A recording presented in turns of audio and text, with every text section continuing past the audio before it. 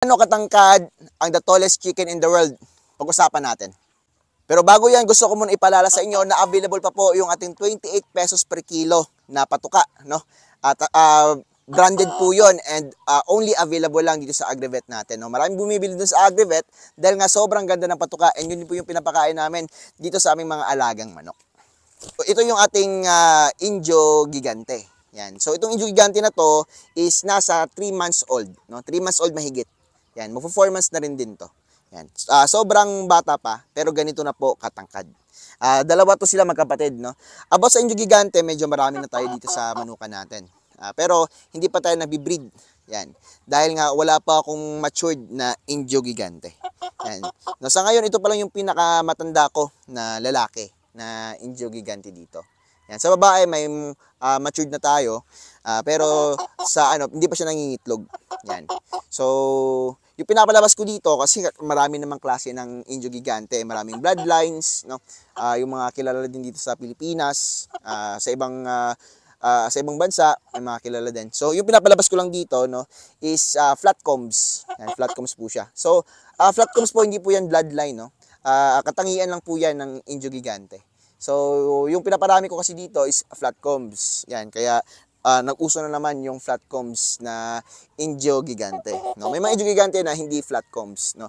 Pero yun lang, love ko lang talaga yung flatcomb na Indio Gigante. Kaya yun yung napili ko dito.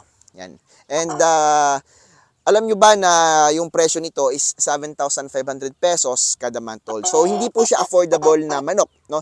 And hindi din po siya pang karne, kundi para po siya pang show or para pang upgrade sa mga alaga nyong mga manok na medyo pandak. Yan. Pwedeng pang upgrade, no? Pero sa ngayon, hindi ko muna sila igagamit for upgrading, kundi sa puro-puro muna. Kasi nga, talagang dapat talaga i-preserve ang ganitong bloodline dahil nga sila ang the tallest chicken in the world, no? Yung Jersey Giant naman, yun naman yung ating largest chicken in the world, no? Kasi nga both height and weight sila yung champion. Ito naman sa height, siya yung pinakamatangkad.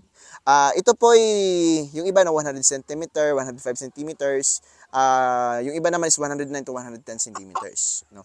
Ganito po katangkad yung ating Indio Gigante. Papakain po natin sa Blue Limber para magkaalaman and may basihan kayo sa bahay ninyo kapag meron kayong Blue Limber. And may basihan kayo kung gaano katangkad itong manok na ito. Ngayon po, i-test naman natin yung height nila. So, ito yung ating Blue Limber, no? Yan. Ang Blue Limber ay isang basihan para masukat natin yung ating mga alaga. Yan. Yung isa, umuupo lang kasi. Yan. Yung mga ulo po nila, no, is abot na po. Normal stand lang po, no? Abot na po dito sa ating Blue Limber. Yan. So, hindi ko na sila sobrang papakainin para hindi po sila ma-overweight. Dahil nga, itong mga manok to, gagawin ko po na breeder. Yan. And alam nyo ba na kapag nag-edad po sila ng doble, is dumodoble lang po. Din po, no, yung presyo nila. No? Pag 2 months old, sila po ay magiging 15,000 na. Yan. And kapag 3 months old naman, sila po ay nagiging add 7,500 na naman. No? So magkano na yon? 22,500 pesos. No? So ganun kaganda yung presyuhan dito sa ating mga Indio Gigante. So sino ba yung mga buyer nito? Yung mga buyer is yung mga mahilig sa manok katulad ko, na mahilig sa mga malaking manok. Maraming gustong bumili din ng ganitong klaseng manok, no? Pero meron din pong time na halimbawa sa isang buwan kakaunti lang yung masisale mo. Pero isipin niyo, no, 7,500 pesos yung kada month old nito. So okay na, no? Hobby lang po, no? At pwede mo rin pagkikitaan, no? Marami naman kasi ng hobby na pwede mo pagkikitaan. Katulad yung mga sa mga koi din, no? For pet, ito for show, for pet din pwede. Yan, pang-upgrade sa mga native chickens nyo na maliliit. Napansin ko rin, isa sa mga fast grower na breed, no? Sila po ay, meron ako dito, nasa 45 days. Tumimbang na po siya ng mga 1.5 kilos. Yan, silang dalawa po. Yan. Sobrang ganda, sobrang nakaka-amaze na magkaroon ka ng ganitong klaseng mga manok. So, meron din dito, mga native chickens nga. So, itong mga native chickens na to, ito po yung normal size sa edad ng mga 2 months old. Yan. Itong isa malaki na yan, no? Hindi po yan sa amin, no? Sa kapitbahay po namin yan. Yan. Pero kita nyo naman kung gaano kalalaki itong klase ng manok na to. Yan. So hindi pa nag-matured yan, no? Paano na lang kapag nag-matured na? Kaya nga hindi pa ako mapapakita sa inyo kung gaano kalaki yung matured size or matured age nitong ating Indio Gigante. So sa edad na mahigit 3 months old, itetry din natin sila na on diet pa to na timbangin.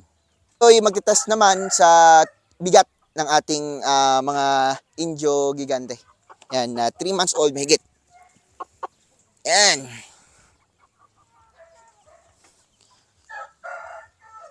So on diet pa po to sila, no? Yan. So ang timbang niya is mahigit 2.5 kilos. Yan. Gumagalaw kasi. Yan, parang 2.6. So ganyan kabigat itong ating Indio Gigante sa edad na 3 months old mahigit, almost 4 months old. Yan.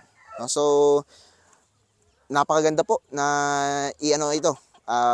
Gawing pang-upgrade sa mga pangkarne nating manok. So, darating yung time na ako po ay mag-upgrade gamit itong ating Indio Gigante for meat production natin. No? Na ibebenta sa ating soon to be open na meat shop.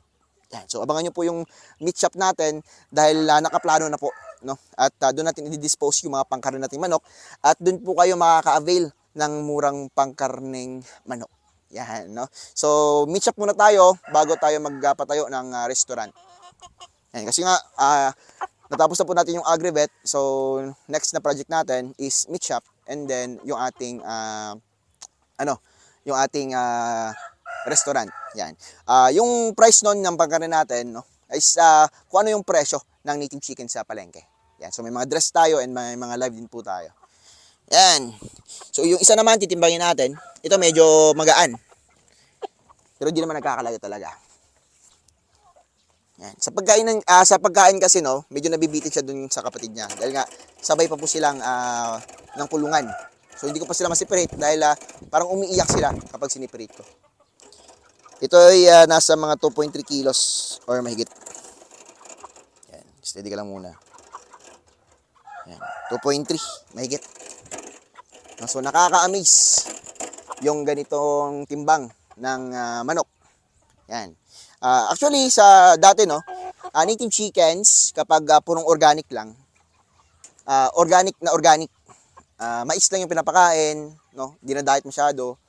Yung native chicken, or tahop yung pinapakain ninyo, kapag yun po kasi yung pinapakain natin, medyo matagal, no. Halimbawa, naka-free range siya, hinahayaan nyo lang, no. Tapos yung pina-free range yung wala naman masyadong damo, yan. So, posibleng sobrang bagal ng paglaki ng mga native chickens. So, native chickens, yan, i-upgrade muna natin gamit yung heritage chickens bago natin ibabangga dito. Yan. So, hindi natin pwedeng ibangga muna na native chickens direct sa ganito. Kawawa yung native chickens natin, baka mamatay. No? Kailangan natin ng tulong, kahit yung hand breeding siguro. Yan. Pero, it takes time. No? Ilang oras yung in-spend natin para makapapahinga na naman yung mga roosters bago makapag-breed na naman ulit. Yan. So, sa ngayon, hindi pa ako nabibreed. Once again, no, wala pa tayong available. Yung atin dito is magbibreed tayo galing sa mga iba't ibang sikat na breeders dito sa Pilipinas ng Indio Gigante.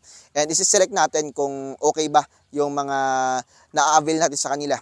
No? Yung mga selected natin na ina-avail natin sa mga sikat na breeders, yun po yung i-breed natin. Para hindi po magsisi yung mga buyers natin. And selected yung ating i-breeds dito. No? So, hindi pa ako mabibenta kahit sa first breeding natin. No? Depende na lang sa mga mangungulit. Yan. Pero gusto ko talaga mapalabas yung mga sobrang ganda and halos sa kanila, no, it is flat combs. No? Pero may lalabas pa rin for sure na hindi flat combs. Kasi dahil nga yung lahi ng Indio Gigante, hindi lang po puro flat combs. No? Kasi nga hindi po yan bloodline yung flat combs. Kundi para lang, katangian lang ng isang Indio Gigante, yung flat combs. So, about sa flat combs, may mga magaganda din tayong itsura nito. May kinuha na naman ako na Indio Gigante, bata pa po to. Yan. Gusto ko yung ganito yung muka, ibang bloodline po to. Yan. Mas masungit yung muka nito, mas malaki yung dito niya. Yan. Kaya mas astig siyang tignan, mas masungit. Yan. Yung combs niya naman, masasabi ko parang, for me, ito yung perfect comb na sobrang ganda. You know? flat comb yan, no?